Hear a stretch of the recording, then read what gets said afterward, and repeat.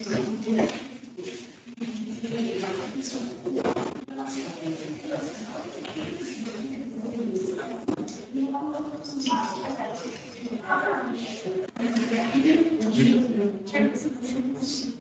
es lo que más da la iluminación. Esta es la iluminación. Ah, mira. Bueno, claro.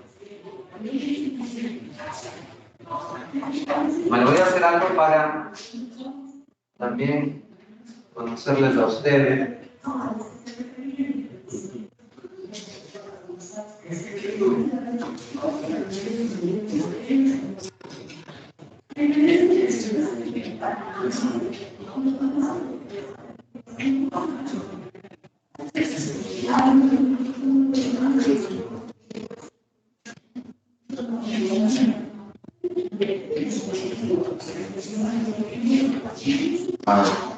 Yo soy Alvarado. Presente, Doc. Buenas tardes. Hola, buenas tardes. Eric Mauricio Maguaña. Hola, ¿qué tal? David Alejandro Andrade. Presente, Doc. Hola.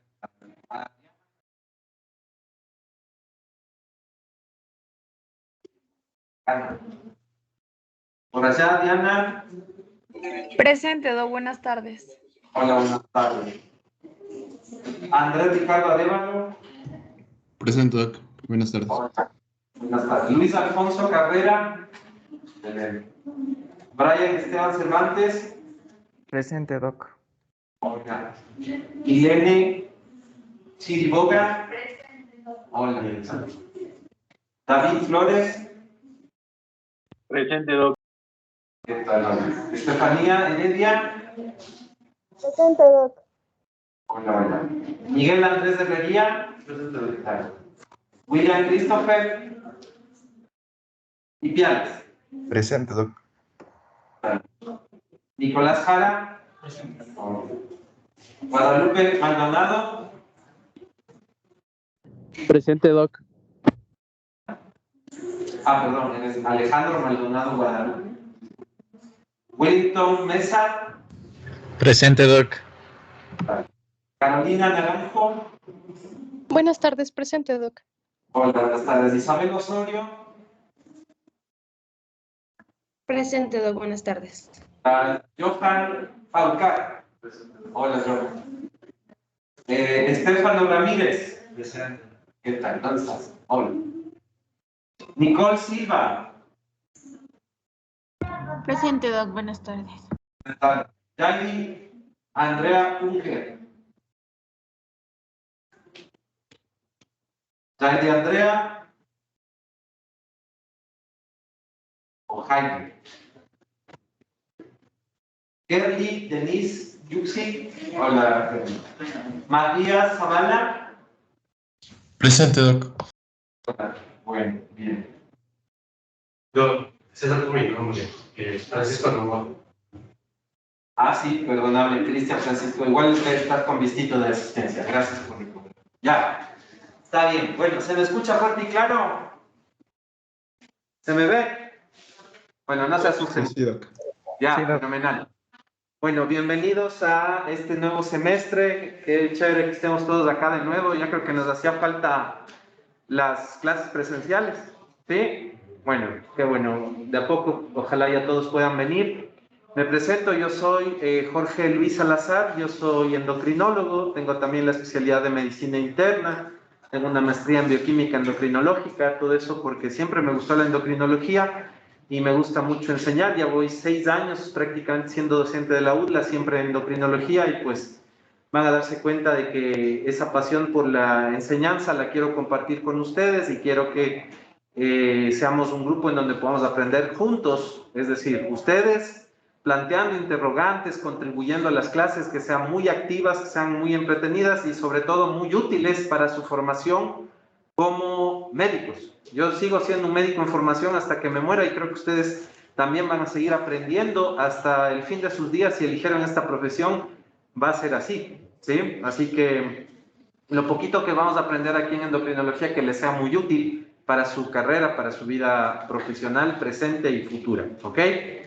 Entonces, ustedes ya tienen supuesta, yo estoy seguro, no supuestamente, de que han abarcado prerequisitos en la parte de histología, de embriología, de anatomía, fisiología, bioquímica, y ahora lo emocionante de esto es que en endocrinología, así como en otras ramas de la clínica médica, ustedes van a darse cuenta cómo esto va a tener utilidad, va a cobrar sentido. Todo lo que aprendieron ustedes antes va ahora a tomar un sentido en lo útil que puede ser en el diagnóstico y tratamiento de pacientes, que van ustedes a empezar a ver cuando vayan a sus prácticas hospitalarias, en los centros de simulación, en la vida real en un momento dado, ¿ok?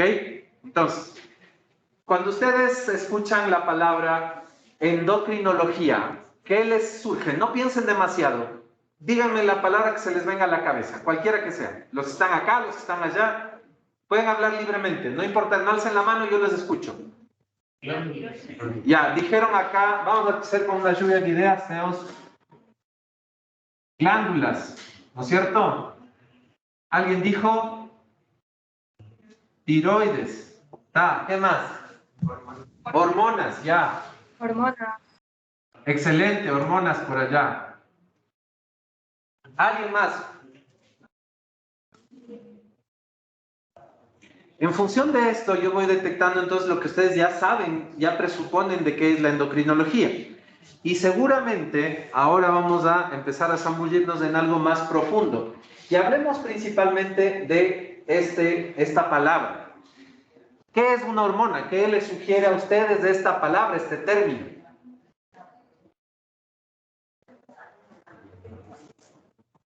Es una sustancia. ¿Cómo te llamas? Luis, ya, dale, decime Luis.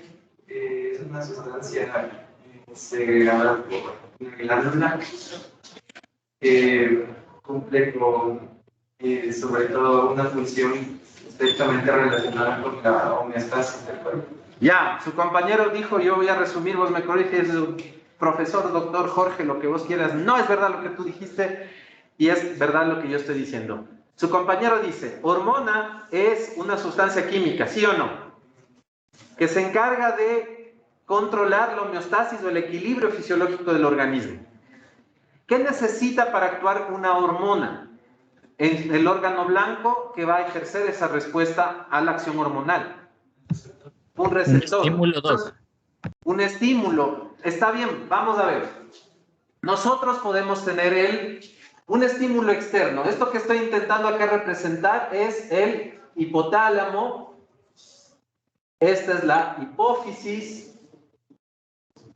Y esta es una de las glándulas que ustedes mencionaron, que está íntimamente ligada a este conocimiento de la endocrinología. Es la, ¿cuál? Tiroides, ¿no es cierto? Ya. Y supongamos que uno de esos estímulos externos o del propio organismo, en función de lo que dice su compañero también, vamos a poner acá,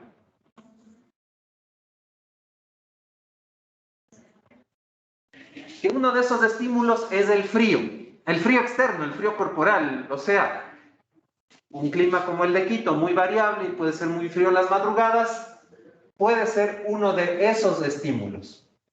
La tasa metabólica basal que se regula a través de las hormonas tiroideas puede cambiar en función de esa secreción hormonal, en función de la hormona activa. ¿Cuál es la hormona activa cuando nos referimos o hablamos de la tiroides?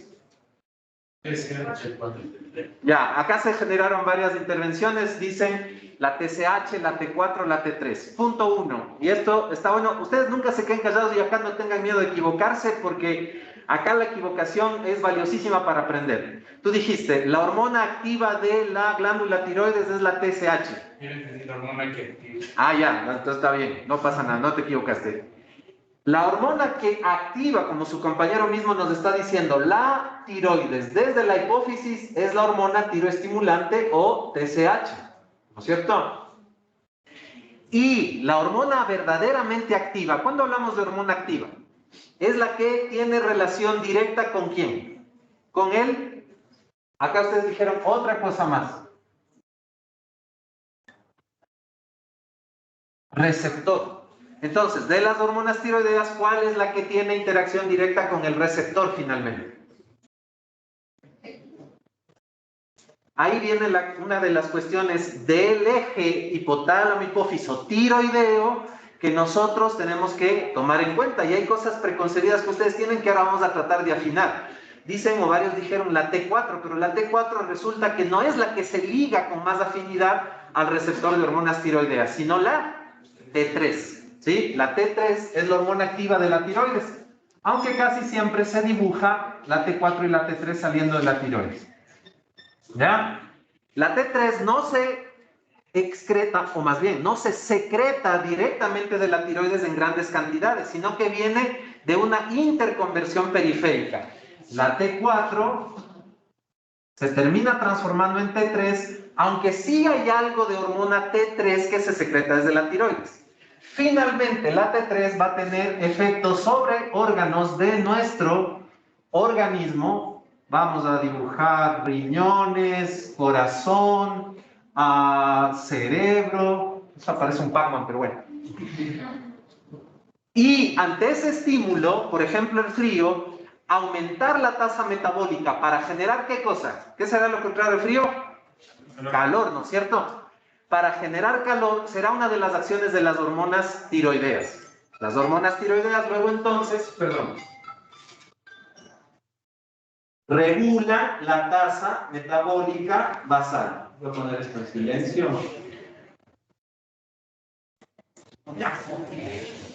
Entonces, vamos viendo algunos de estos conceptos que ustedes dijeron en un inicio.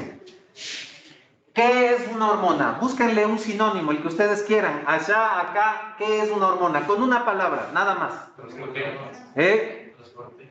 Transporte. No, está implicado en esto, pero hay otra cosa, otra palabra. Proteína. ¿Todas las hormonas son proteínas? No necesariamente, ¿ya? Pero vamos a hablar de la naturaleza bioquímica de las hormonas en un ratito.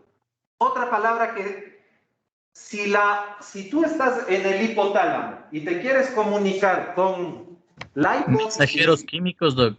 Ah, muy bien. ¿Cómo te llamas? Willy. Willy, muy bien. Willy dijo mensajeros químicos. Esos son las hormonas. ¿Ya? Tal vez muchos lo tenían ya en mente, pero no lo dijeron. Las hormonas son mensajeros.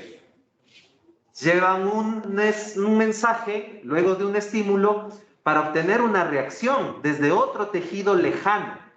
¿Y qué utilizan los mensajeros en este caso para transportarse? Vamos a hacer un ejemplo más lejano. Desde la hipófisis hasta los ovarios o hasta los testículos. Los receptores son quienes reciben el mensaje. Y si tú tienes, por ejemplo, una hormona, las gonadotrofinas, agarremos una, la FSH, desde la hipófisis, tienes que tener para que se secrete testosterona o se produzca la génesis de espermatozoides, un receptor en efecto a nivel testicular. ¿Y cómo llega desde esa hormona FSH hacia los testículos? Por ¿Por la dónde sangre llega? puede ser, Doc. Por la sangre. Y ahí viene este tema de los transportadores. Hablemos de la hormona TSH. ¿Qué será esto? Un vaso sanguíneo. ¿Ya? A través de la sangre llegan las hormonas a su órgano blanco. Muchas veces estas hormonas se transportan por proteínas. Estas proteínas son transportadores, ¿sí? Y estas proteínas de transporte sirven ¿para qué? Para conservar un pool estable, una cantidad de hormonas estable en el torrente circulatorio.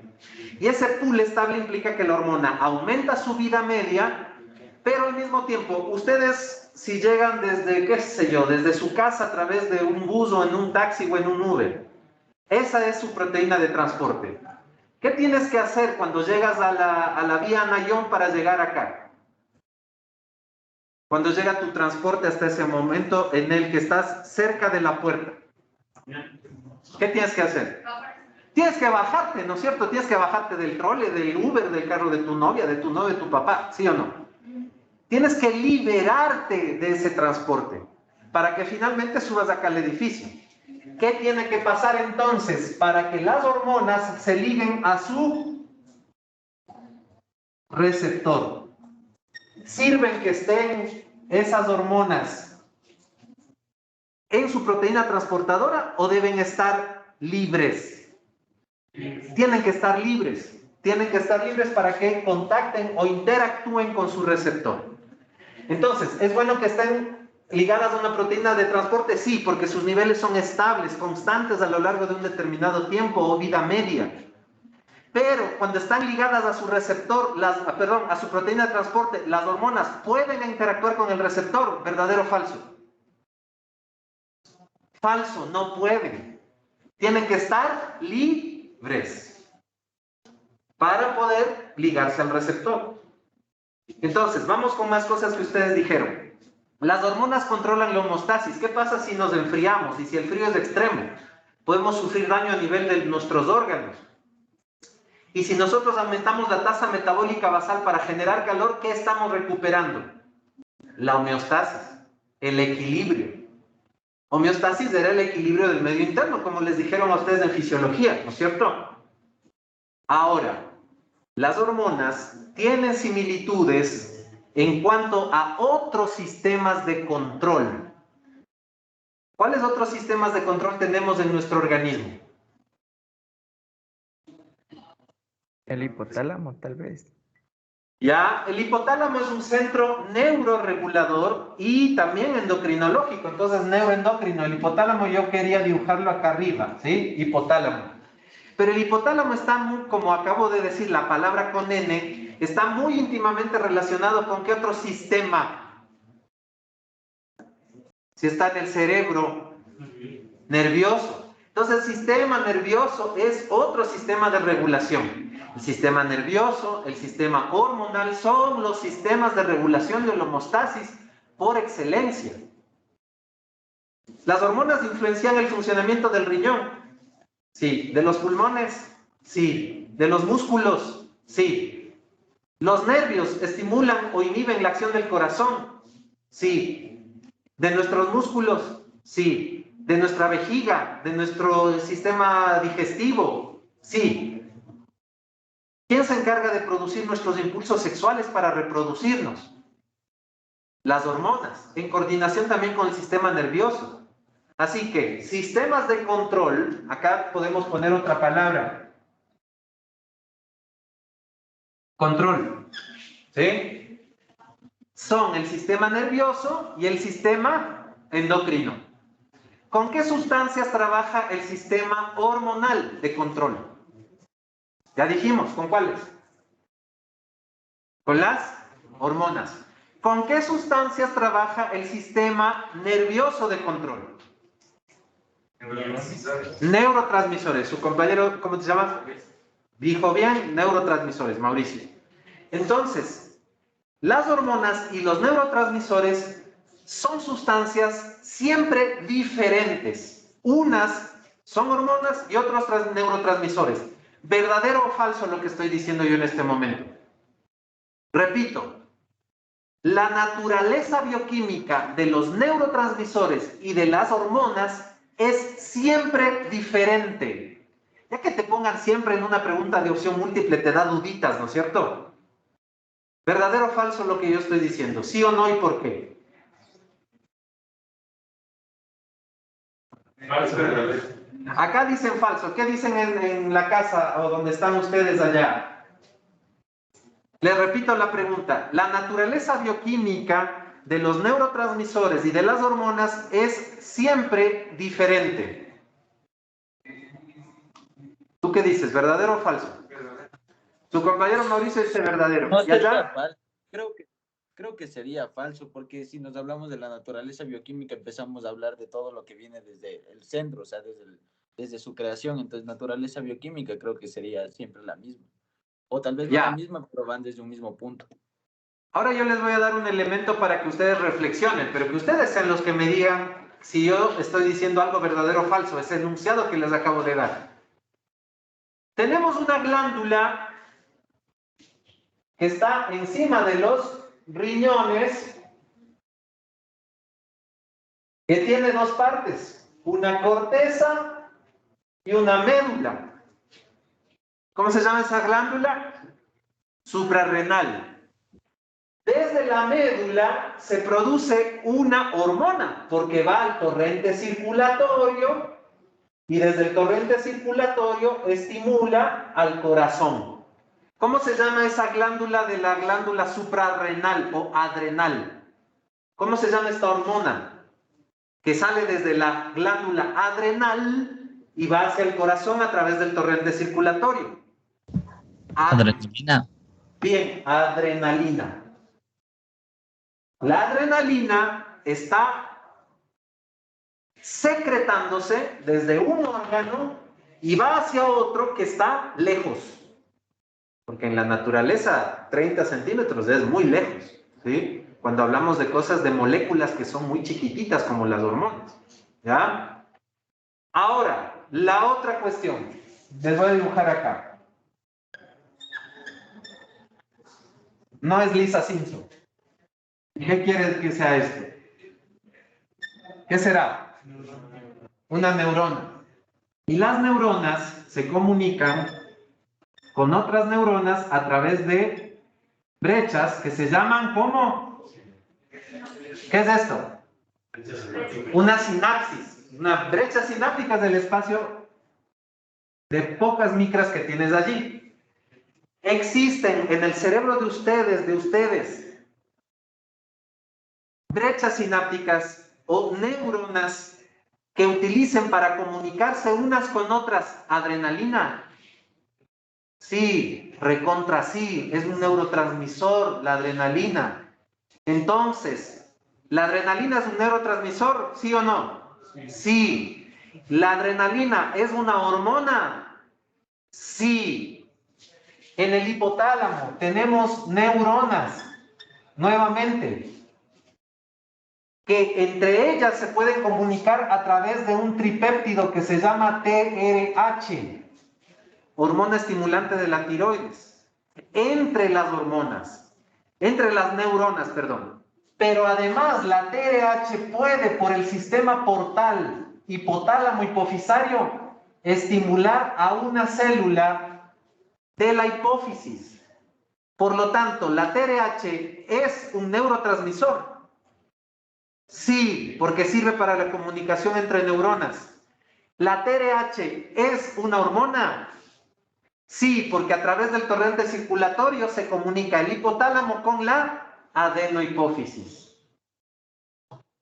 ¿Se dan cuenta entonces que la naturaleza bioquímica de hormonas y neurotransmisores no es siempre diferente? Hay sustancias que son comunes para el uno y otro sistema de control. Vamos a avanzar con otra cosa que es muy importante. Hablaban ustedes de los... ¿Dónde están receptores? Acá. ¿Sí? Los receptores tienen compatibilidad con determinadas hormonas. Los receptores y las hormonas están relacionados. Dependiendo de la naturaleza bioquímica, dependiendo de la composición bioquímica de la hormona, vamos a tener un determinado receptor. Ustedes saben dónde se encuentra el receptor de esta eje hormonal que acabamos de dibujar aquí. El receptor de las hormonas tiroideas que podremos encontrar en el cerebro. Debe haber un receptor o receptores en el corazón, habrá receptores en el riñón, habrá receptores en el músculo estriado, habrá receptores. ¿En dónde se encuentran los receptores para hormonas tiroideas? Dale. ¿La membrana de cada célula? Ya, entonces su compañero dice en la membrana de cada célula. Vamos a dibujar una célula y vamos a empezar a ubicar cada uno de los receptores. Acá nos dejaron un borrador o algo así. No hay las secretarías académicas que habían antes, ibas y pedías una... Sí. Bueno, préstame un papel, aunque sea un Kleenex, lo que sea.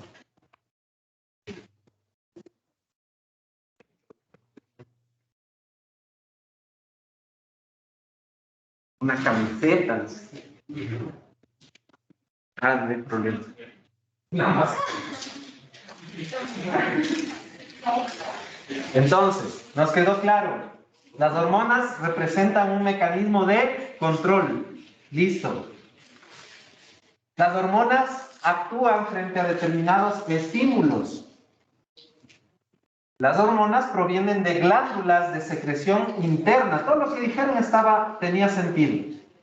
La tiroides representa una de esas glándulas y uno de esos sistemas de control, pero no funciona sola. Funciona con hipotálamo, hipófisis, tiroides, y además de la tiroides están los órganos efectores, los órganos que pueden responder a las hormonas tiroideas. Y aquí, en los órganos que responden a las hormonas tiroideas, puede producirse metabolismo hormonal. Por ejemplo, existen enzimas que se llaman deiodinasas que pueden transformar T4, que es una hormona inactiva, en T3, que es la hormona activa. Entonces, el eje hormonal termina en hipotálamo, hipófisis y tiroides, ¿sí o no? ¿Verdadero o falso? No. Falso. ¿En dónde continúa el eje hormonal? En los órganos que reciben la acción. ¿Sí? En los órganos que reciben la acción. Buenísimo. Las hormonas, ya sabemos, son mensajeros, y acá arriba tenemos los receptores. Existen semejanzas, pero también diferencias con el sistema de control nervioso. Por ejemplo, ¿qué otra diferencia habrá? La hormona tiene que recorrer el torrente circulatorio. ¿El neurotransmisor qué tiene que recorrer? Tiene que recorrer una sinapsis. ¿Qué distancia es más larga? La que recorre la hormona. ¿Sí? Las hormonas, escuchen bien, ¿hacen efecto rápidamente o de manera más lenta que los neurotransmisores? Mucho más lenta, Doc.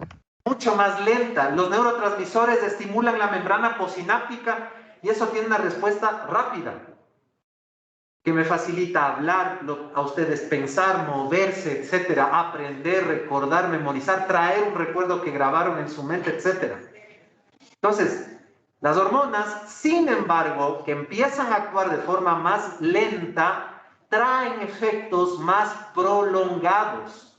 Y muchas veces las hormonas actúan a nivel... Se me está acabando tu marcador, ¿cómo te llamas? Elena, se me está acabando tu marcador.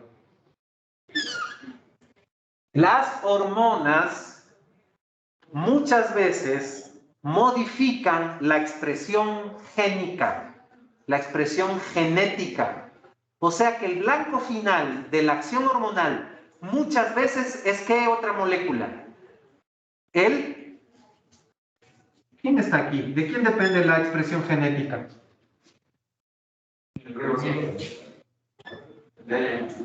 ¿De él? No es una mitocondria, que ya me han dicho en otros cursos. No es. Es el ADN, pues.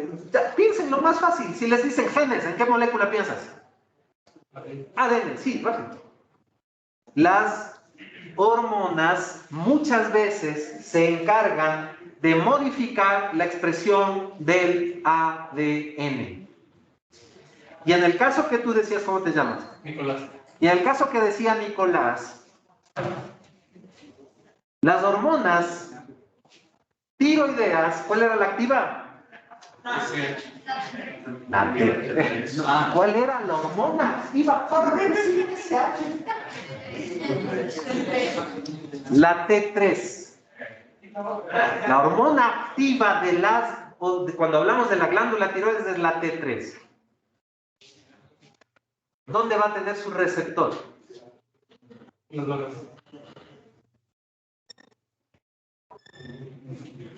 Los receptores de las hormonas tiroideas son moléculas que están ligadas directamente al DNA y actúan como coestimuladores o correpresores de la expresión genética. No están en la membrana, no están en el citoplasma. Las receptores de hormonas tiroideas están en el núcleo celular, adosadas, pegadas ¿a quién? Al mismísimo ADN. ¿Sí? En la siguiente hora vamos a empezar a tratar de dilucidar alteraciones hormonales que se pueden producir por alteraciones a nivel de los receptores. ¿Cuál es la composición bioquímica o cuál es la naturaleza bioquímica? A eso me refiero con naturaleza bioquímica, puede que no se me haya entendido cuando lo dije anteriormente. ¿Cuál es la naturaleza o composición bioquímica de los receptores? Vamos a hacer una pregunta más fácil. ¿Las hormonas siempre son proteínas, verdadero o falso? Falso. Falso. ¿Cuáles? Si no son proteínas, tienen otras composiciones. Por ejemplo, ¿cuáles? Lípidos, bien, excelente. Otra. ¿Pueden ser enzimas, Doc? Las enzimas casi siempre son proteínas y eso las hace similares en ese sentido a las hormonas proteicas que también existen. Pero falta algo. Proteínas, lípidos, aminas. Puedes tener una catecolamina. ¿Es una proteína? No. ¿Es un lípido? No. Es una... ¿Se acuerdan de las glándulas suprarrenales? La adrenalina. Desciende de quién la adrenalina y la noradrenalina. Y la dopamina también. De un aminoácido que se llama fenilalanina. Pero no es una proteína porque desciende solo del aminoácido fenilalanina. De la fenilalanina se puede interconvertir a tirosina y viceversa. Después de la fenilalanina vamos a tener dopa, luego vamos a tener dopamina, luego vamos a tener noradrenalina y finalmente por la última enzima de este proceso, que es la FNMT, la feniletanolamina N-metiltransferasa, vamos a tener la adrenalina. ¿Es una proteína? No, desciende de un aminoácido, es una amina. ¿Ya? Las hormonas tiroideas, ¿son proteínas, son grasas o son aminas?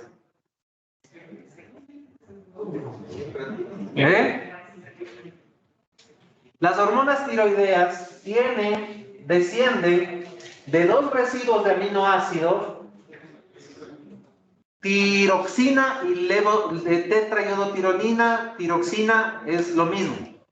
¿Cuál es el aminoácido que le da origen a las hormonas tiroideas? Tirosina, el aminoácido tirosina. Entonces tú tienes la tirosina que se junta con otra tirosina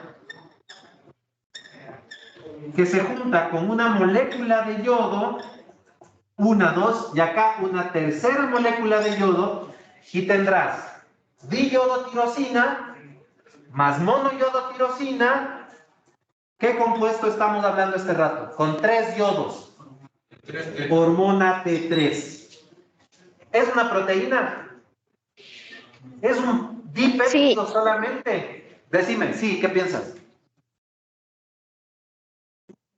¿Qué le pregunté? ¿Es una proteína? No, ¿por qué no haces una proteína con 2 tirosinas? ¿Sí? Y además hay otra cosa, mira. ¿Cuál es la materia prima de las hormonas tiroideas? Si les pregunto yo a todos eso este rato. El yodo. ¿Hay alguna otra hormona que tenga yodo? No, no existe. Y si yo le pongo aquí otro yodo, ¿cuántos yodos habrá? ¿Y qué hormona estaría hablando? T4 o tetraiodotirosina o tiroxina, simple y llanamente. ¿Sí? Y esto no es una proteína. Viene de 2 aminoácidos más yodo. Entonces, concluyendo esta parte, las hormonas tienen naturalezas bioquímicas disímiles, diferentes. Los receptores pueden estar en distintos lugares en la membrana, el citoplasma o el núcleo. Pero estos receptores casi siempre son proteínas. Ahora, supongamos que, Nicolás, Nicolás está afuera porque llegó atrasado y yo soy muy malo, como éramos nosotros cuando estábamos en la facultad y teníamos profesores que llegabas y ya no te dejaban entrar. Y él quiere entrar, pero no puede. Y él quiere mandarle un mensaje a una compañera, ¿no es cierto? Y le dice algo primero, ¿cómo te llamas? Francisco. Francisco, para que le llegue el mensaje a Milena. Milena, en este caso, sería el núcleo celular. Para que el mensaje llegue desde Nicolás, que no puede entrar, ¿qué necesita? ¿Qué tiene que haber? Comunicación entre... Va a haber un intermediario para hacer la comunicación. O como nos mandaban papelito en el colegio, no hacían eso, no, ahora hay WhatsApp. Entonces, él va a cumplir una función de segundo, ¿qué? Mensajero. ¿Sí escucharon de los segundos mensajeros en los ciclos, en los cursos anteriores? ¿Sí, no es cierto? Sí. Si tú tienes una hormona que no puede entrar al interior de la célula, ¿qué necesitará para que cambie la expresión génica, que es la acción general de las hormonas? Un segundo mensajero. Un segundo mensajero. ¿Está? Ahora, ¿una proteína es una molécula pequeña o grande? Grande. Porque tienes, a ver, acá hay un tripéptido que es la TRH, eso no es muy grande. Pero si agarras la insulina, tienes muchos aminoácidos, muchos aminoácidos. Y 2 cadenas. Y además enlaces entre las cadenas de sulfuro que le hacen que tenga a la insulina una conformación en el espacio. ¿Se acuerdan de eso? En bioquímica. No es solo la secuencia del aminoácido. Es que además de esa secuencia específica de aminoácidos, se pueden adoptar conformaciones en el espacio que le dan la verdadera función a esa proteína. Acuérdense de la hemoglobina, de la albúmina. Menciónenme una hormona que sea una proteína. Que no sea la insulina que les acabo de decir este rato.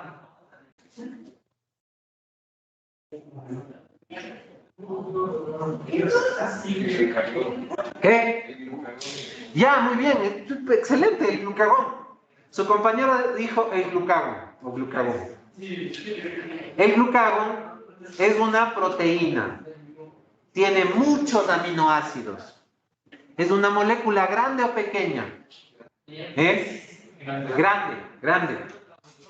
Y por lo tanto, como es una molécula grande, es capaz de atravesar las membranas con mucha facilidad. ¿Verdadero o falso? Falso. Las proteínas no pueden pasar la membrana lipídica con facilidad. Entonces, ¿dónde estará el receptor para las hormonas proteicas, sí o sí? En la membrana. En la membrana. Excelente. Y de la membrana, ¿qué necesitas para que la acción llegue hasta el núcleo? Transportadores. No. Hay cuestiones, eso está bueno que lo señalas, el tema de transportadores. Hay hormonas que definitivamente no entran al citoplasma. No entran al citoplasma. Pero hay otras hormonas que en cambio tienen su receptor en el núcleo y necesitan una puerta para poder entrar. ¿Sí? Auxilio, se me acabó el marcador. ¿No hay otro? ¿Milena? No. A ver.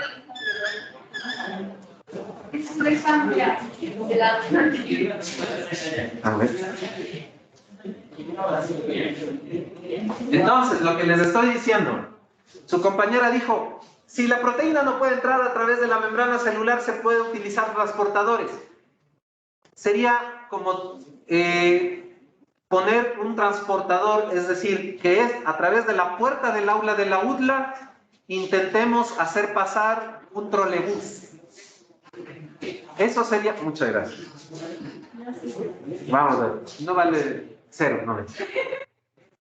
Si es que tú quieres un transportador para una hormona proteica, no hay posibilidad porque son moléculas muy grandes. Y muchas veces, ¿se usan segundos mensajeros? exactamente, entonces se usan segundos mensajeros, que sería, sí valió, mira, segundo, 10, segundo mensajero, ¿ya? Pero para moléculas muy pequeñas que no se pueden disolver en los lípidos, ¿sí? Que son hidrofílicas, las moléculas que son pequeñas pero no pueden pasar a través de la membrana, ahí sí se puede necesitar, y existen de hecho, transportadores. ¿Qué les parece de las hormonas tiroideas? La T4 y la T3. ¿Son pequeñas o son grandes de estas hormonas? Son chiquitas. Yodo, yodo, yodo y 2 aminoácidos. Grande o chiquito. Pequeño. Pero gracias a su composición bioquímica no puede atravesar las membranas biológicas. Y el receptor está en el núcleo. Y ella no usa segundos mensajeros. ¿Qué tiene que utilizar? Una molécula transportadora para poder entrar. Eso pasa con las hormonas T4, T3, la T3 predominantemente. ¿Sí? Entonces, hasta acá, la naturaleza bioquímica de la hormona determina o se relaciona con el lugar y la función del receptor, del cual vamos a hablar en unos minutos. ¿Sí? Son 16:32, los que están en casa tienen hasta 16:45 para irse a tomar un café, mirar al horizonte, y ustedes para ir al baño y traerme un café, o tomar un café, perdón. Vayan y vuelvan.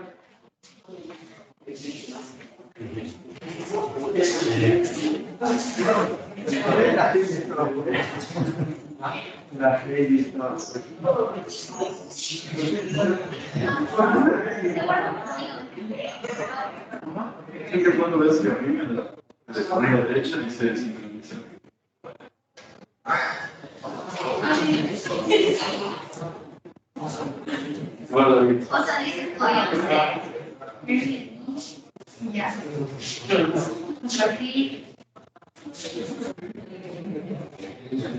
No pensar que eran 2 horas de tutoría, son 2 horas. Sí, para el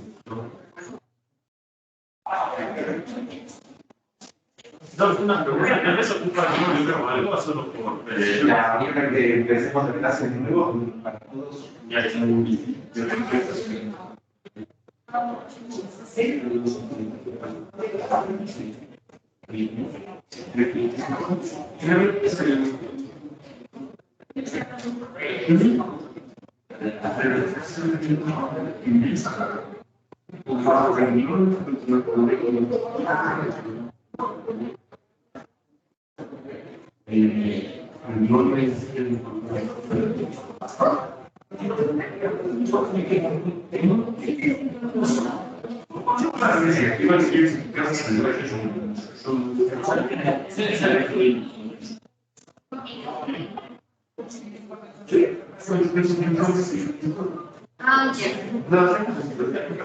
no se queda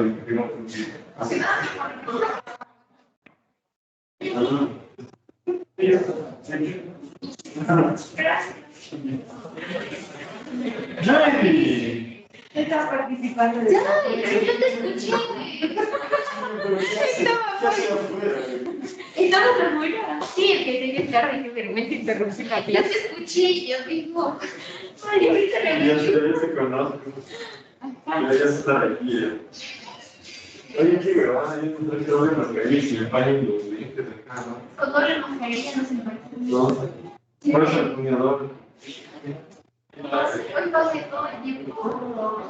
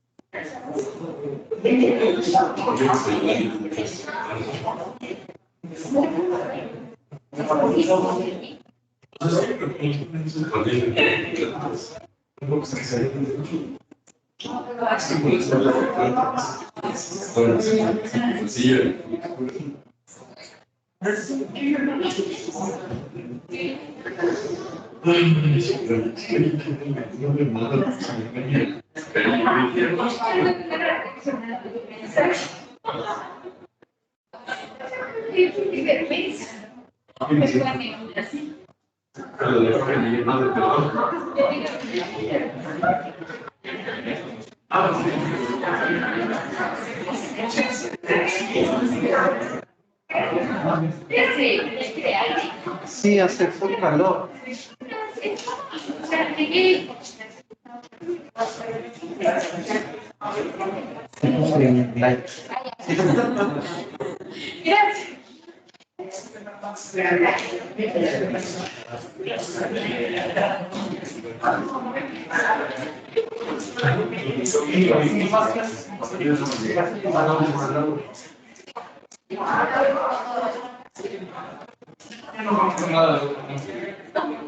¿De nuevo?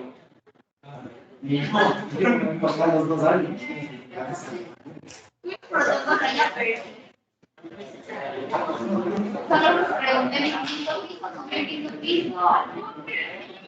Mis van a estar desde luego nosotros no creo que hemos tenido aquí, entonces ni yo soy ni un piso.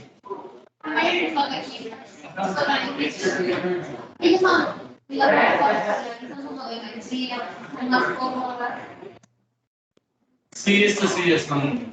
No dejaron con las mismas sillas. Son muy chiquitas, muy chiquitas.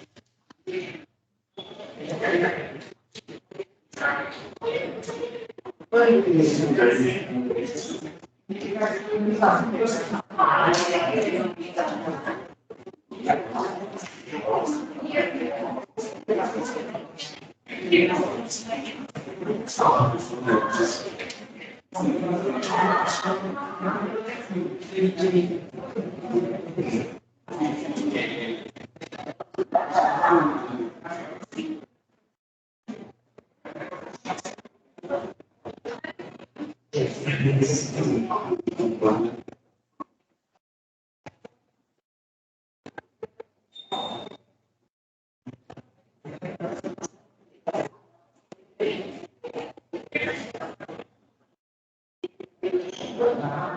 sea que acá tenemos siempre clases en la misma aula. Siempre van a ser el mismo número de presenciales, pero van a ir variando conforme van pasando las semanas. Claro, sí, es lo que te decía. Según la flex. O sea, en realidad los no solitos es el 66%. Puede ir hasta De esta. Bueno, en realidad de todas las aulas, pero son el número que se ocurre de esta aula. pueden entrar más personas hasta llegar aquí, hasta llegar al 100. Ahí ya se Digamos, este fin de semana, hice unas 5 personas pudieron haber puesto que querían que decían. Pero es que clase. Así había chance a más.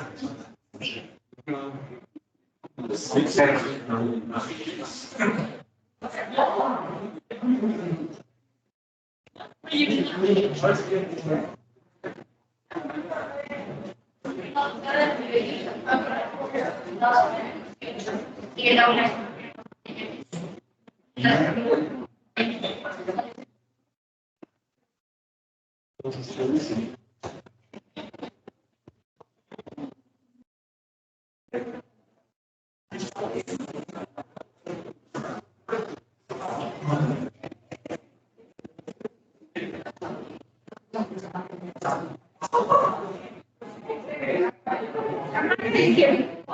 Se ve bien avisado.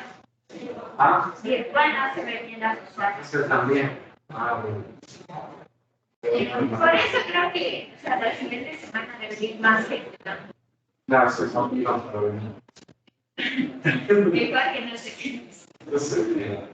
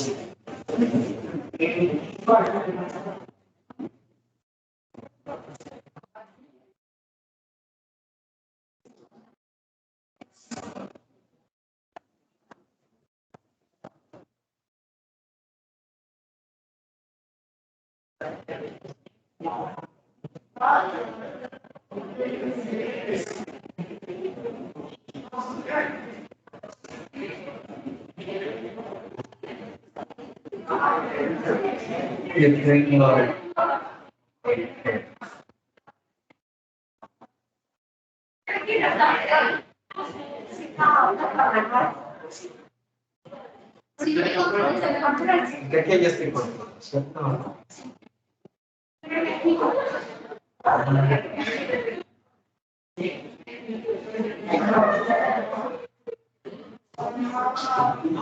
Frente.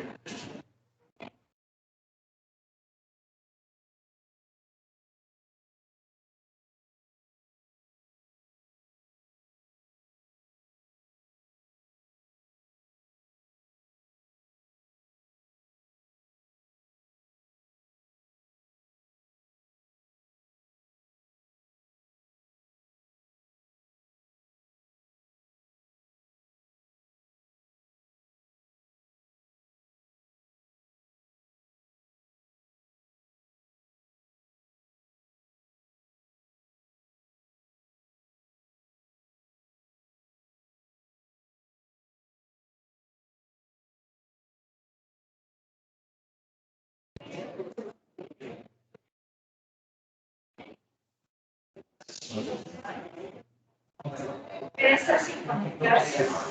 Está el chico que hizo su muerte.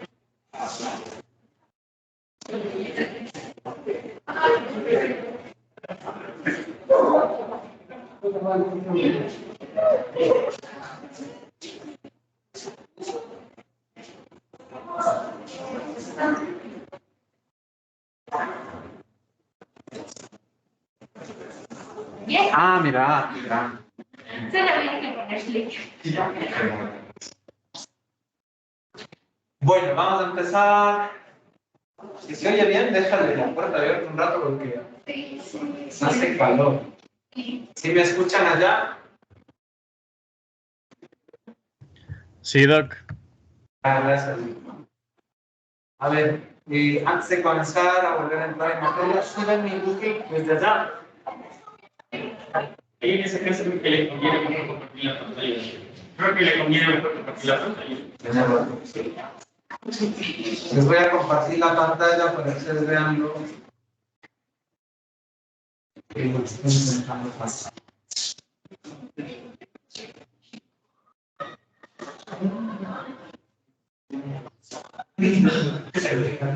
Eso.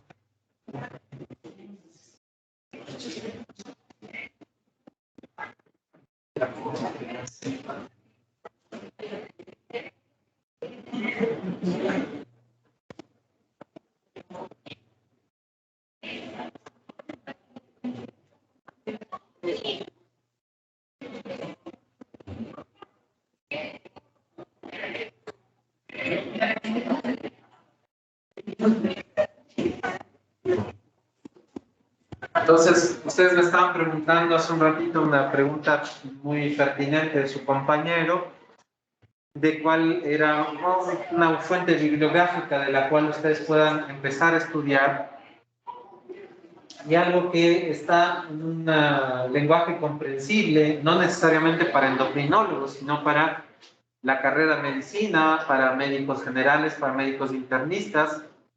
Algunas cosas sirven también a los endocrinólogos, pero este libro es bastante pensado para eso, para ustedes, ¿sí? No es un libro de endocrinología del que se estudia en el posgrado en endocrinología necesariamente.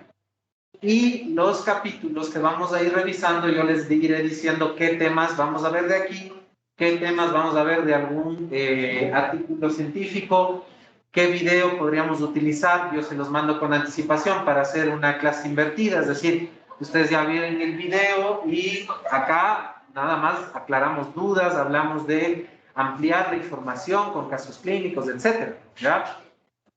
Este sí nos va a ser muy útil ahora que empezamos, porque el capítulo 1 habla de las hormonas en la parte más básica, de esto que estamos hablando de ahora, de hormonas y receptores.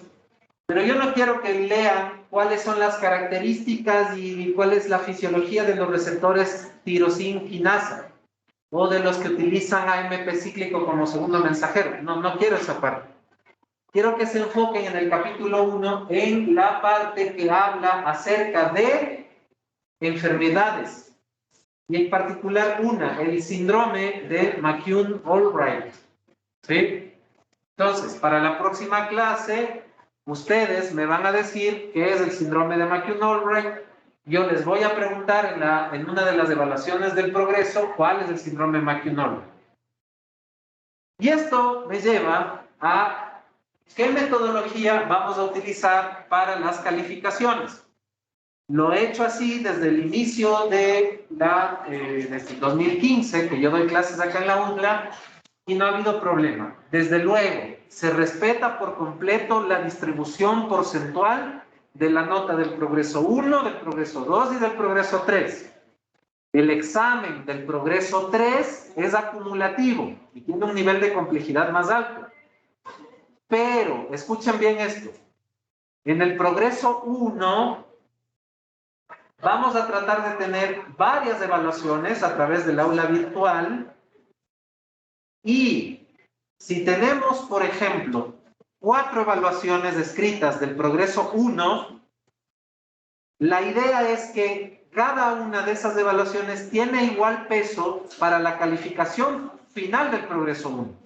Porque las 4 se suman y se promedian, se dividen para 4. En esas 4 evaluaciones está el progreso 1. Pero ese progreso 1 vale lo mismo que la primera, que la segunda y que la tercera lección escrita que ustedes den. Por lo tanto, es importante que ustedes se pongan a estudiar para los parciales, porque valen bastante. La lección 1, la lección 2 y la lección 3 valen lo mismo que el progreso 1. ¿Por qué? ¿Qué pasa? Se promedian, se suman y se dividen para 4. Claro que si tú no diste una buena lección primera, o no diste una buena lección segunda por cualquier circunstancia, vas a tener para recuperarte las 2 siguientes, pero va a ser más difícil al final porque el progreso 1 es toda la materia que hemos visto al inicio. ¿Ya? Existe otra política que yo he tenido y que nos ha ido bien y que les ha ayudado a ustedes y que ha hecho que las clases sean más participativas, incluso también por obligación, por cierto grado de obligación. Y es que la persona que va a ser designada como representante, que puede estar en la casa, que puede estar acá, ¿sí? ¿Ustedes tienen un representante de este paralelo? ¿Quién es? ¿Cómo te llamas? Jaide, ya. Jaidi. Sí. Ya. Entonces, Jaidi, primero que nos va a ayudar a tener siempre marcadores, ojalá de varios colores y que estén funcionantes. ¿Tienes ahorita? No tengo ahorita, ya. Pero bueno, para la próxima. La segunda cosa es que tú te vas a anotar en tu computadora, en tu celular, en tu cuaderno, en donde tú puedas tener una lista de todos los participantes de esta clase. No importa si están en la casa, si están en donde sea, pero están virtuales o que están aquí presenciales. ¿Para qué? Yo voy a dar créditos o puntos extra, ¿sí? A lo largo de cada progreso. En el primer progreso, ya a partir de esta segunda hora, si yo les digo, por un crédito, ¿quién me dice una hormona diferente de la adrenalina que es tanto una neurohormona como un neurotransmisor? Si ustedes me dicen la respuesta y me explican el por qué y me dan un ejemplo, es decir, tiene que ser una participación bien fundamentada, ustedes van a tener un crédito. Pueden sacarse 0 créditos si no quieren hablar, no, sus participaciones no ameritaron el puntaje, o puede sacarse 25 créditos en las primeras clases de este primer progreso, en todas las clases del primer progreso. ¿Ya? Si tú te sacaste una lección de 6, una lección de 7, una lección de 8 y en el primer progreso sacaste 9, ¿cómo puedes hacer para mejorar la nota de la que tuviste 6 al inicio, que es mala nota? Si te sacaste 4 créditos, esos 4 créditos se suman al 6 que sacaste al inicio. ¿Y cuánto te da? 10. Y vas a tener 10, 7, 8 y 9. Y mejoras la nota. Los créditos, sin embargo, no se pueden acumular desde el primer progreso para el segundo progreso. En el segundo progreso se borran los créditos y hay que empezar a participar de nuevo. En el tercer progreso se borran los del primero y del segundo y tienes que empezar desde 0 de nuevo. ¿Sí me entienden? Si yo les dije hoy, averiguan cuál es el síndrome de McCune-Albright, y yo en la próxima clase no les digo nada del McCune-Albright, y Nicolás levanta la mano, profe, yo sé que es el McCune-Albright, ¿puedo decirlo ahora? Y me dice fisiopatología molecular, me dice clínica, etcétera, del síndrome de McCune-Albright. Y tiene ya un crédito. Podría darse el lujo de no sacarse 10 en alguna lección y se saca 9 y le suma ese crédito. ¿Qué pasa? Se hace 10. ¿Sí me entienden? ¿Sí me entienden? Sí. Dale, decime. Eso aplica a las pruebas, ¿no? Los créditos aplican a las pruebas. En general, mandamos pruebas.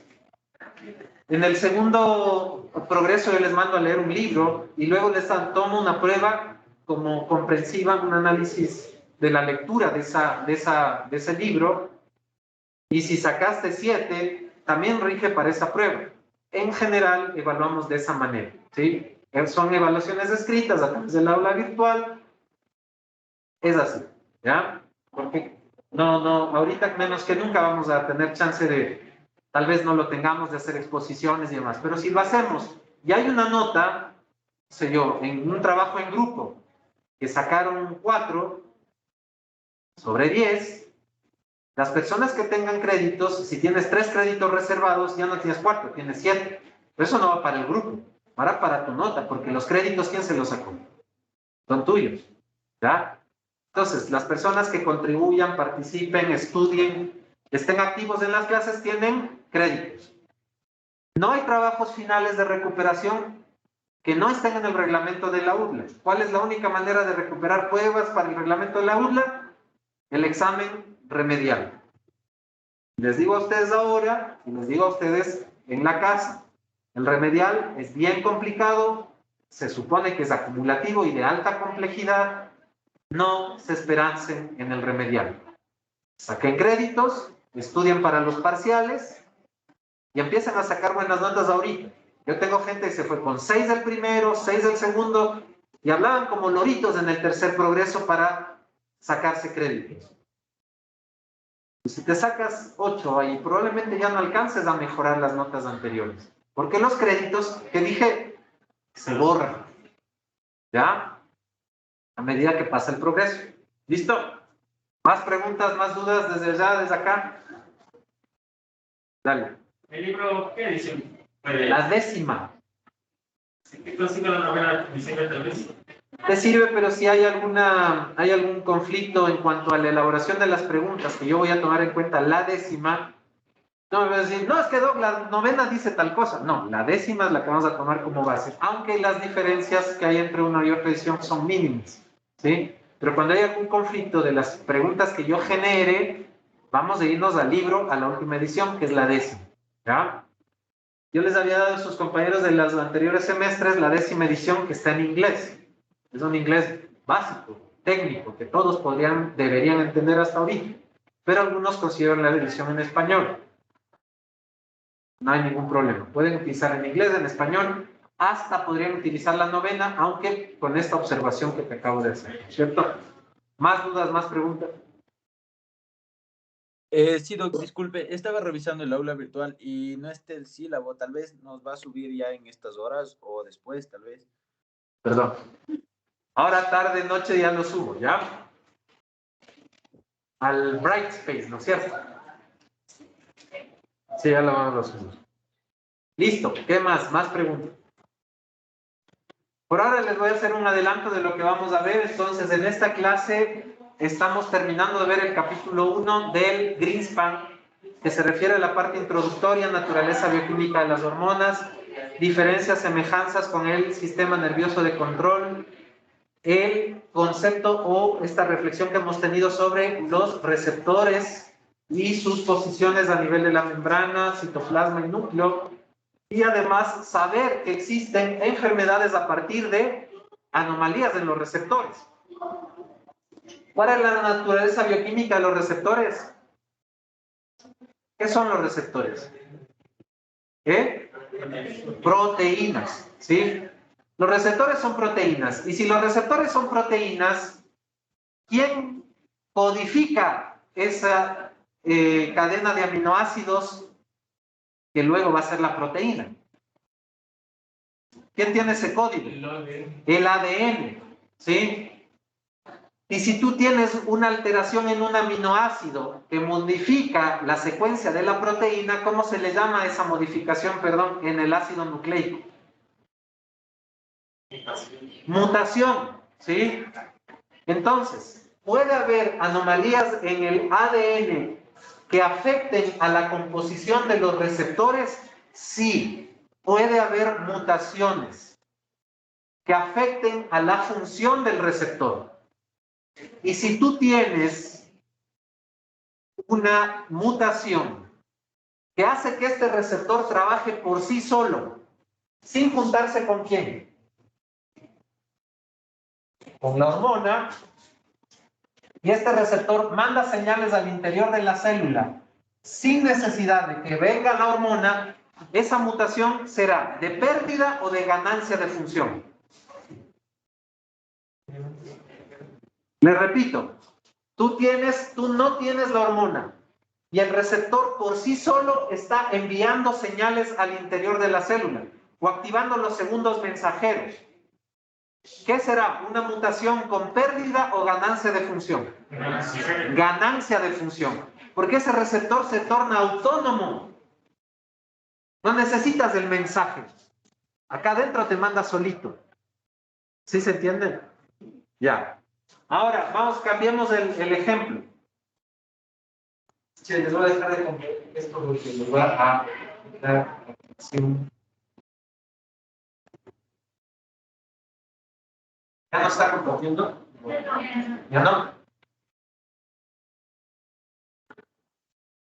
Oh, porque está...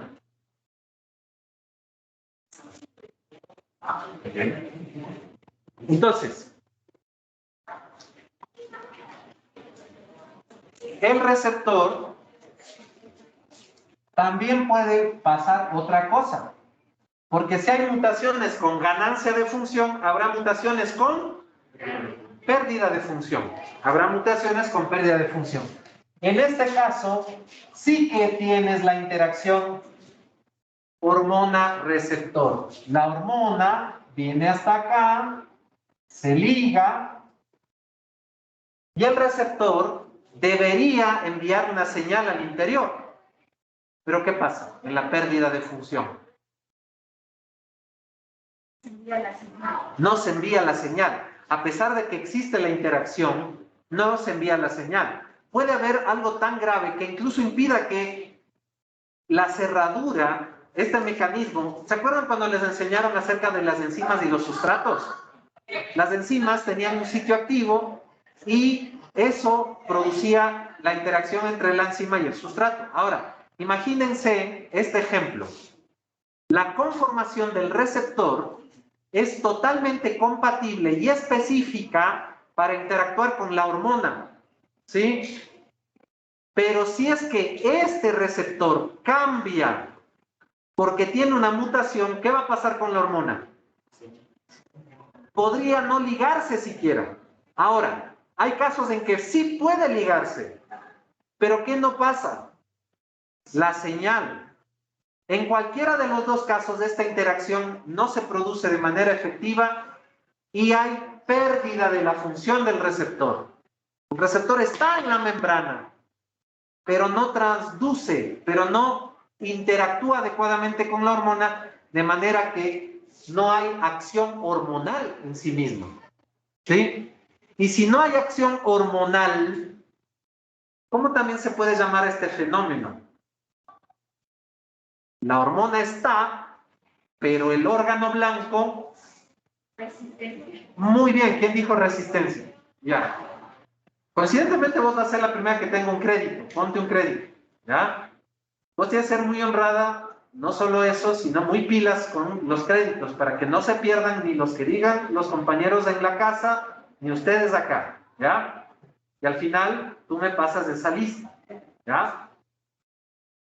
Entonces, su compañera dijo una palabra clave, resistencia a la hormona. Si tienes un bloqueo o una mutación con pérdida de función del receptor, ¿qué vas a tener? Resistencia.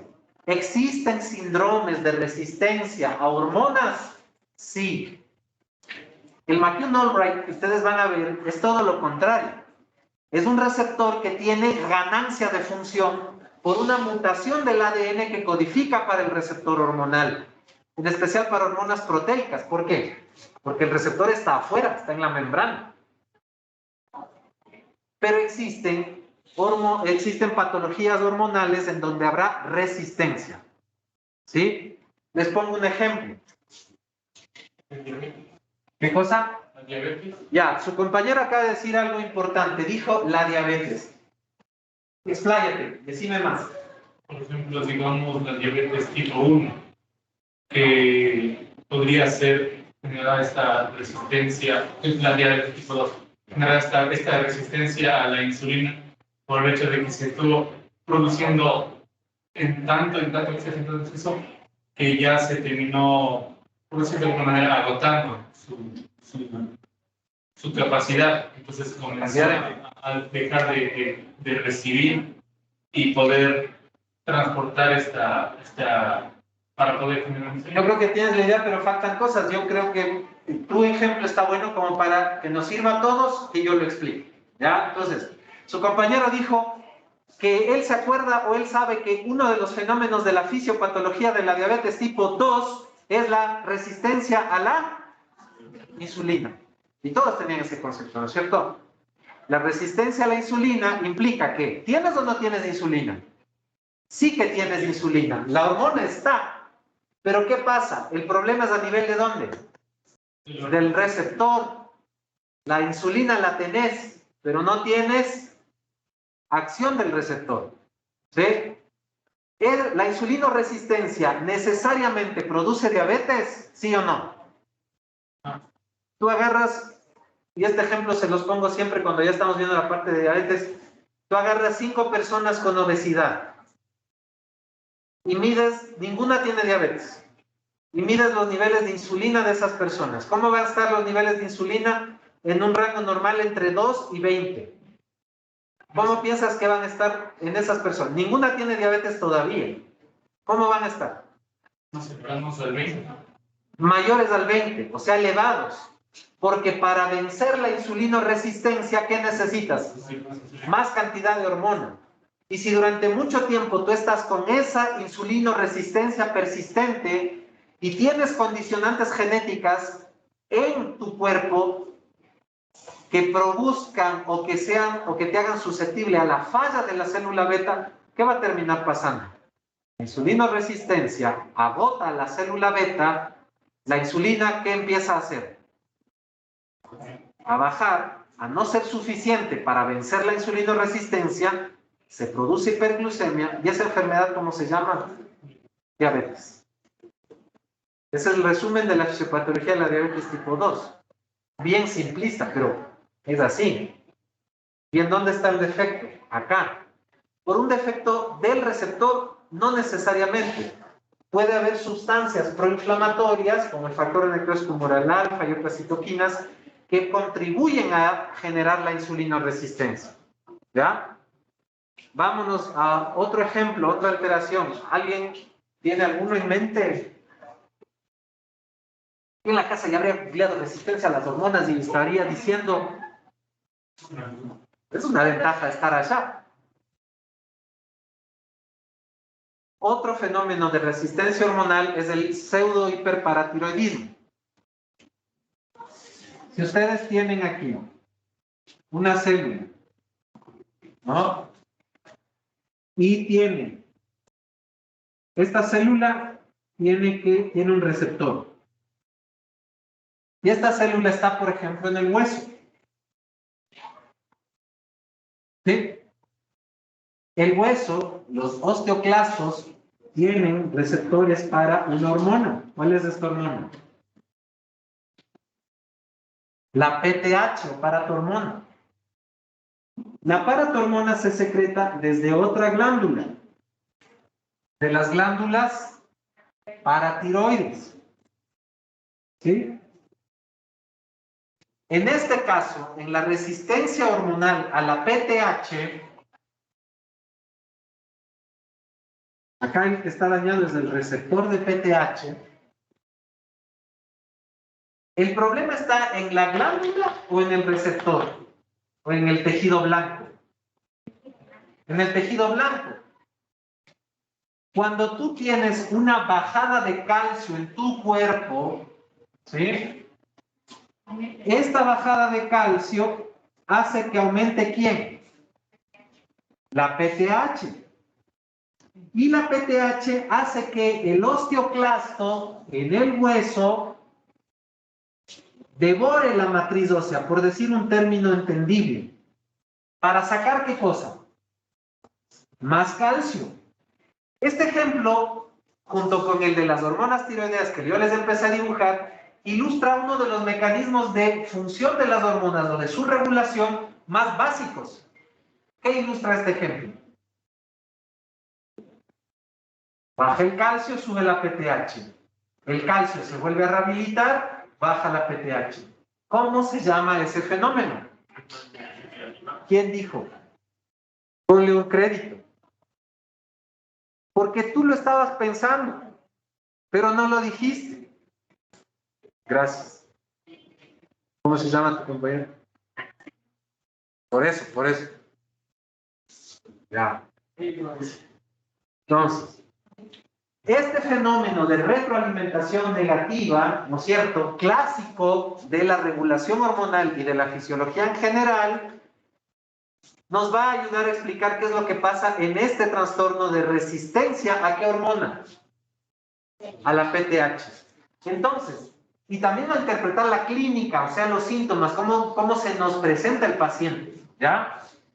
Estas personas van a tener el calcio bajo, porque la PTH no responde, porque el órgano, el osteoclasto en el hueso, ¿responde o no responde? No responde. ¿Y qué va a pasar con la PTH? Aumenta. ¿Y cuál va a ser el perfil bioquímico de estas personas? ¿Cómo estará el calcio en el cuerpo de estas personas? Cuando tú le mides en sangre. ¿Cómo va a estar? El calcio va a estar bajo. Y si tú mides la PTH, ¿cómo va a estar? Alta. Y eso, cuando tú tienes mucho de una hormona, ¿cómo le dices? ¿Hipo o hiper? Hiper. ¿Y esto qué será? Es un verdadero hiperparatiroidismo. Pero en cambio, tienes la hormona alta, pero su acción no está haciendo efecto. ¿Sí me entienden?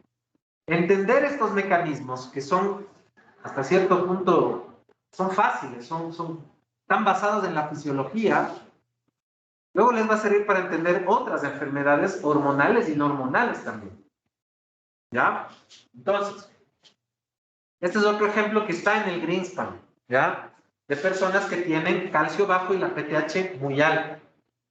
También esto se puede producir en otras instancias, como por ejemplo en la disfunción renal crónica. Ese sí es un verdadero hiperparatiroidismo secundario de disfunción renal. Esto sería un exceso de PTH, pero sin hiperparatiroidismo. Porque el calcio, ¿cómo va a estar? ¿Bajo o alto? Bajo. ¿Sí? Que tienes 800 de PTH cuando lo normal es hasta 60, pero esa PTH no está haciendo su función. ¿Ya? Otro ejemplo. Tú tienes ¿alguien más sabe algún ejemplo? Dale. Primario, secundario. Expláyate. Hipotiroidismo primario, hay la TSH, pero la tiroides no produce hipotiroidismo primario. Ya. ¿Y dónde está la falla del receptor ahí?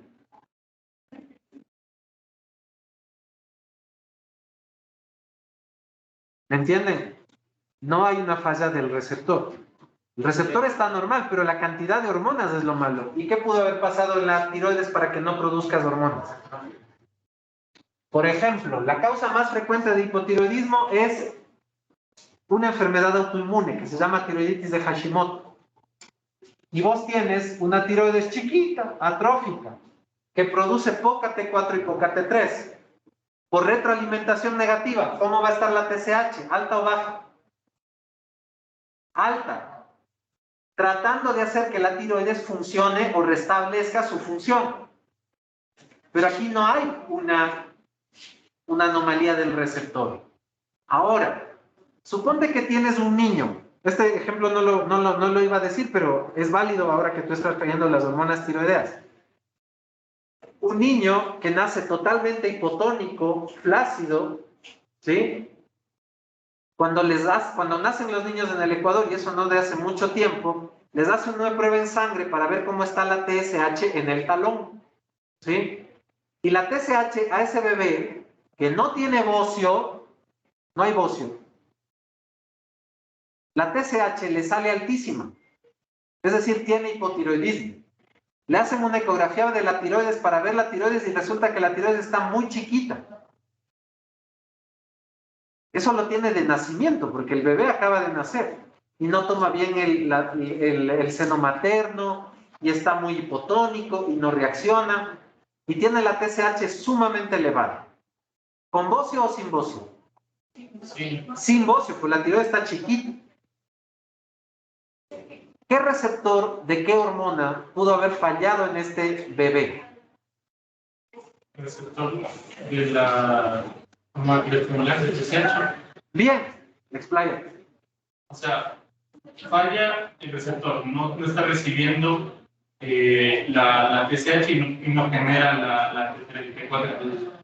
Y la TSH se sigue produciendo y se sigue acumulando. Entonces, por eso está bien. Ya.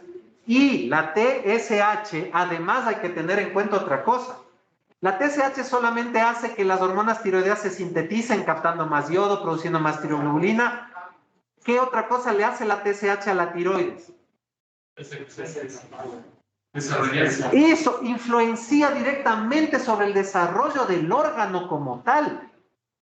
Y si tú tienes niveles crónicamente altos de TSH por otras razones, por ejemplo por déficit de yodo, la TSH te ayuda a que la tiroides capte más yodo. Para eso la tiroides, ¿qué hace? Se agranda. ¿Y cómo se llama eso? Bocio. Este nene nació con bocio o sin bocio. Luego entonces, ¿funciona el receptor para TSH o no funciona? No. Tenés una resistencia a la TSH. Si no piensas que pueden existir estas alternativas, vos puedes tener un bebé así con eso y no vas a saber el diagnóstico. Ponle un punto a Nicolás, un crédito a Nicolás, dijo bien. El que está dañado, ¿quién es? El receptor de TSH. Ese sí es un ejemplo de esta parte, ¿ya? De esto que estamos diciendo, alteraciones de los receptores hormonales. ¿Son infrecuentes? Sí, son infrecuentes porque no favorecen de ningún punto de vista la evolución. Pero cuando se producen por mutaciones, pueden pasar estas cosas. ¿Ya? Ahora, acá vamos a terminar la parte de los receptores hormonales y en esta última media hora que nos queda, vamos a empezar con la parte de netamente ya de la hipófisis. En estas próximas, sería esta hora y las otras 4 horas de clases, o sea, en la semana siguiente y en la subsiguiente, vamos a hablar de la glándula hipófisis.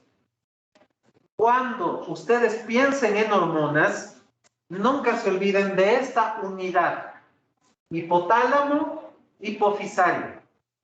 Para esto, para que puedan reflexionar, para que puedan responder a las preguntas que les hagan ganar créditos y aprender además en el camino, yo les voy a dar algunas preguntas que ustedes tienen que ir a consultar, a responder en sus casas. Porque no les voy a volver a dar una clase magistral como la actual. Magistral simplemente por el hecho de hacerlo como un profesor antiguo, ¿ya? Ustedes tienen que hablar en la próxima clase, ¿ya? En función de las preguntas que yo les voy a decir. Y puede ser presencial, y puede ser aquí en virtual, digamos, allá. ¿Ya? La unidad hipotálamo hipofisaria, entonces, se basa en la comunicación del, valga la redundancia, el hipotálamo con la hipófisis a través de mecanismos de regulación como la retroalimentación negativa. ¿Cómo se comunican el hipotálamo y la hipófisis? A través del sistema portal hipotálamo hipofisario. Vasos sanguíneos que son capilares a nivel de la eminencia media, luego vasos capilares o vasos que confluyen hacia la adenohipófisis y que se vuelven a capilarizar acá. Como cualquier sistema portal, como el de sus intestinos. ¿Sí? El sistema portal hipotálamo hipofisario lleva entonces las neurohormonas del hipotálamo hacia la adenohipófisis. La unidad hipotálamo hipofisaria puede verse perturbada, puede verse alterada por causas tumorales, que tengas una lesión tumoral desde la adenohipófisis que progresa hasta el hipotálamo y altera esa comunicación. La unidad hipotálamo hipofisaria puede verse perjudicada por causas isquémicas, por una falta de riego sanguíneo que puede alterar la secreción de hormonas simplemente por la muerte de las poblaciones celulares de la adenohipófisis. Otra cosa que ustedes tienen que saber para la próxima clase es cuáles son las células que están, las células endocrinas que tienen en la adenohipófisis. Este es el capítulo 4 de Greenspan, ¿sí? ¿Cuáles son las células? Yo les voy a dar un pequeño adelanto, ¿sí?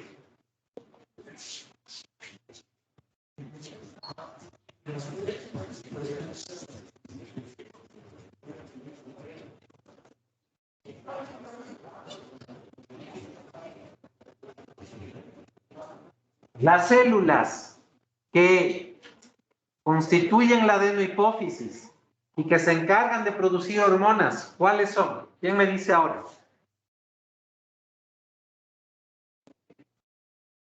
Si no me dicen las células, díganme qué hormonas conocen que se producen desde la adenohipófisis. Vos ya dijiste una varias veces.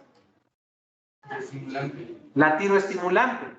¿Cómo se llamarán las células que producen hormona tiroestimulante? No, las células. Células productoras de hormona tiroestimulante. Sí, no está mal. Tirocitos. ¿Sí? Entonces tienes la T de los tirocitos. Ya. ¿Qué otra hormona se produce desde la adenohipófisis? ¿Puede ser la hormona de crecimiento? Muy bien. ¿Y cómo se llamarían tú misma para que te trates de ganar el crédito? ¿Cómo se llaman las hormonas, perdón, las células que producen hormona de crecimiento?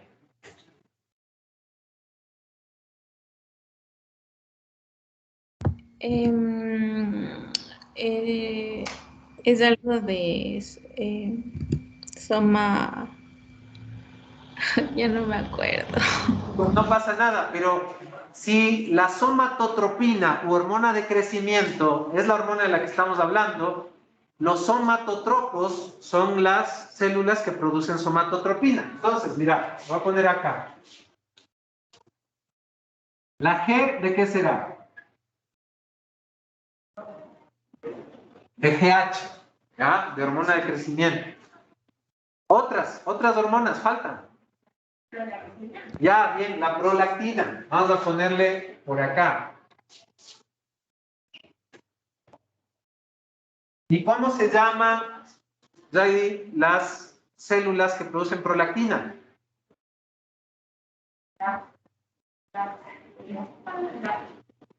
Esto que estamos viendo ahorita son necesidades de aprendizaje que para la próxima lo vamos a tener más claro, ¿ya? Pero anótenselo. Yo les voy a dar una ayuda este rato. Lactotropos o lactotropas, células lactotropas o lactotropos. ¿Sí? Ya. Está bien, llevamos 3 de 5. ¿Cuáles otras? Ya. Sí, allá alguien en la casa. Esta luteinizante. Ya, eso dijiste, está bien, y lo dijo también Nicolás. La luteinizante y la folículo estimulante, o la LH y la FSH, en conjunto, ¿cómo se llaman? Gonadotrofinas, gonadotropinas. Con P o con F me da lo mismo. Gonadotrofinas o gonadotropinas. ¿Sí? Voy a poner acá la L de LH. ¿Ya? Falta una hormona. ACTH. Bien, ACTH. ¿Y cómo se llaman las células que producen ACTH? No, las glándulas suprarrenales están acá, encima de los riñones, como vos mismo dices. Yo lo que te estoy preguntando es cómo se llaman las células que desde la hipófisis producen ACTH. Las basófilas. ¿Qué? No, ya no se clasifican en azonófilas y basófilas las células. Esa clasificación ya es antigua. De hecho, ahora la clasificación de tumores de la Organización Mundial de la Salud contempla la inmunomarcación de estas células para saber específicamente qué hormonas producen. Ya no se clasifican en eosinófilas y basófilas. ¿Qué es la ACTH? Dime las siglas de ACTH.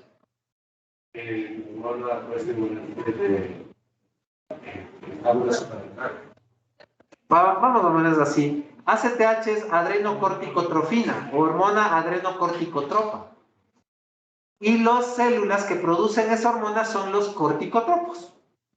Estamos hablando de la hipófisis, ¿eh? No te confundas con la glándula suprarrenal. Entonces, vamos a poner acá A. ¿A de qué? De ACTH o si querés de adrenales o suprarrenales. Acuérdense de esto. ¿De qué dice acá?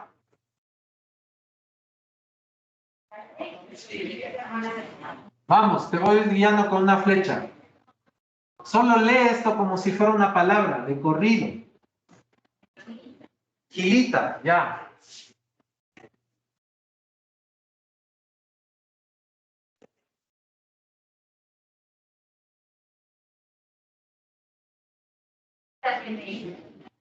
Gilita tiene hipo. Gilita tiene hipo. ¿Hipo qué? Hipopituitarismo. Si vos te acuerdas de este Gilita tiene hipo, ¿la G de qué es? GH, hormona de crecimiento. ¿La L de qué es? Luteinizante, folículo estimulante, luego gonadotropinas. ¿La T de qué es? Tiroestimulante, TSH, tirotropos, tiroides. ¿La A de qué es? ACTH, adrenales, corticoides. ¿Y la P de qué es? De prolactina. Y hay otra reflexión que no está en el Greenspan, pero ustedes son inteligentes, la pueden seguir conmigo. Gilita tiene hipo, no solamente sirve para que te acuerdes las poblaciones celulares de la adenohipófisis, te sirve para que sepas las causas de hipopituitarismo. La mayoría de ellas te empiezan afectando las células que producen o que facilitan la sobrevida del individuo y terminan afectando las células que facilitan, perdón, al revés. Las causas que producen hipopituitarismo terminan primero, más bien dicho, al inicio. Afectan las células que facilitan la supervivencia de la especie. ¿Qué necesitas para reproducirte? Crecer y madurar sexualmente, ¿sí o no? Y al final se afectan, ¿quiénes? Las células que tienen que ver con la supervivencia de tu persona, de ti como individuo, que son las hormonas que controlan el metabolismo basal y la respuesta al estrés. Este es un resumen de la fisiología de toda la hipófisis y en general de la mayor parte de hormonas que controlan nuestra homeostasis. Con la GH creces, con la LH-FSH te reproduces. Con esto es supervivencia de la especie o del individuo, de la especie. Con la TSH controlas tu metabolismo basal y controlas la velocidad a la que ocurren las reacciones químicas de tu organismo. Y con las corticoides, ¿qué haces? Son hormonas por excelencia de estrés. ¿Sí? La prolactina tiene que ver con la supervivencia del individuo o de la especie. De la especie, porque sirve para amamantar. Y esta se afecta tardíamente, pero esta regla sirve más que nada para Gilita. En el hipopituitarismo, en la mayoría de las causas, ¿quiénes se afectan primero? Ellas. ¿Y quiénes se afectan al último? Ellas. En una condición, en una enfermedad severa, estás con COVID-19, o le pescó un familiar tuyo, o tú tienes un politraumatismo, te chocaste, tienes fractura de 3 huesos, una fractura, un trauma craneoencefálico severo, o estás con otro motivo de sepsis en una terapia intensiva. ¿Cuáles hormonas vas a necesitar que funcionen sí o sí normal para que salgas de esa emergencia? ¿Hormona de las gonadotrofinas? ¿Hormona de crecimiento? ¿A quiénes vas a necesitar más en la emergencia? Tiroides y adrenales. ¿No son entonces importantes estas de acá? No, sí son importantes. Pero estas tienen que ver con otro momento de la vida del individuo. La supervivencia de la especie, la supervivencia del individuo. ¿Ya? Acuérdense, el Gilita tiene hipo que sirve de mucho en esto que estamos reflexionando, porque otra de las cosas que van a estudiar es cuáles son las causas de hipopituitarismo, cómo se hace el diagnóstico y cómo se hace el tratamiento. ¿Ya? Entonces, esos son prerequisitos, son cosas que están en el Greenspan, que van a leer, que van a estudiar. Pregunta, más bien dicho, caso clínico para la próxima clase. Anótense. Y queda grabado también en el... ¿Estamos grabando, che? Sí, estamos grabando. Paciente varón de 51 años. Chofer. Consulta acompañado de su esposa por cuadro de 1 año de evolución caracterizado por disminución paulatina del campo visual del ojo derecho, que hace 3 meses se exacerba y afecta también al ojo izquierdo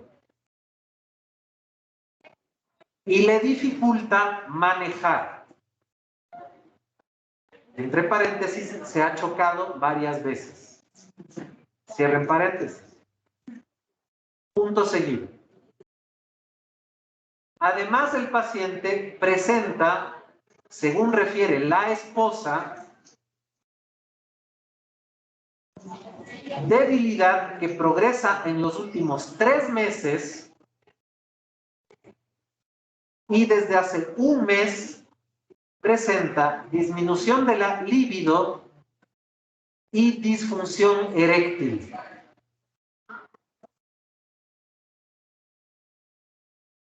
El paciente aún se encuentra en buen estado general y acude por consulta externa del consultorio donde ustedes están. Con esos antecedentes clínicos, ustedes pueden formularme en la próxima clase más preguntas para aclarar la situación de este paciente, pero tienen que hacer una aproximación diagnóstica con los signos, con los síntomas que puede traer y además explicar la fisiopatología, diagnóstico y probable tratamiento de este caso clínico hipotético. Se pueden reunir, le pueden preguntar a un estudiante de otro semestre, pueden ir a leer el Greenspan, pueden ir a... Cualquier herramienta se vale. Pero lo que vamos a hacer la próxima clase es que yo les pregunte a ustedes. ¿Sí? No va a haber todavía evaluación en el aula virtual para el próximo miércoles, pero sí o sí para el subsiguiente. Capítulo 4 del Greenspan como base de esto que estamos haciendo ahorita, de este caso clínico, de hipopituitarismo y de tumores hipofisarios. Vamos a ver eso en la primera parte de la clase que viene. Y en la segunda parte de la clase que viene, vamos a ver otro caso clínico. Anoten. Paciente mujer de 24 años. Acude por cuadro de 3 meses.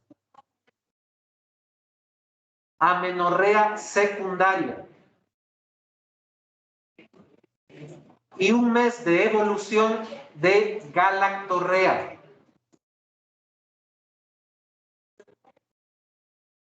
La paciente trae una prueba de embarazo negativa. No presenta alteración de los campos visuales. Para un normal de prolactina entre 5 y 25, la paciente tiene un valor de 197 nanogramos por decilitro. 197. Para un normal de 5 a 25, ella tiene 197. Caso clínico de hiperprolactinemia, lo mismo. Clínica, fisiopatología, posibilidades diagnósticas o diagnóstico diferencial de hiperprolactinemia y diagnóstico y tratamiento eventual. Tienen que basarse en esta paciente, pero si yo les digo, ¿qué otras causas pueden haber de hiperprolactinemia en una mujer de 24 o 25 años? Vamos a revisar todo eso. ¿Ya? Próxima clase, tumores hipofisiarios de hipopituitarismo, la primera hora, y la segunda hora, hiperprolactinemia. Eso es lo que vamos a ver. ¿Listo? ¿Dudas, preguntas, aclaraciones, quejas? ¿Está claro? ¿Está claro por allá? Sí, Doc, una pregunta. Lo que acaba de decir de la clase, o sea, de la hora, de la primera hora y segunda hora, ¿eso está en la semana 2 del sílabo? Sí. Ya, Doc. Gracias. Listo. Vayan. El libro está en la hora virtual. Va a estar. Booksmedicos.org. Si estás muy motivado y quieres verlo ahorita, te lo bajas.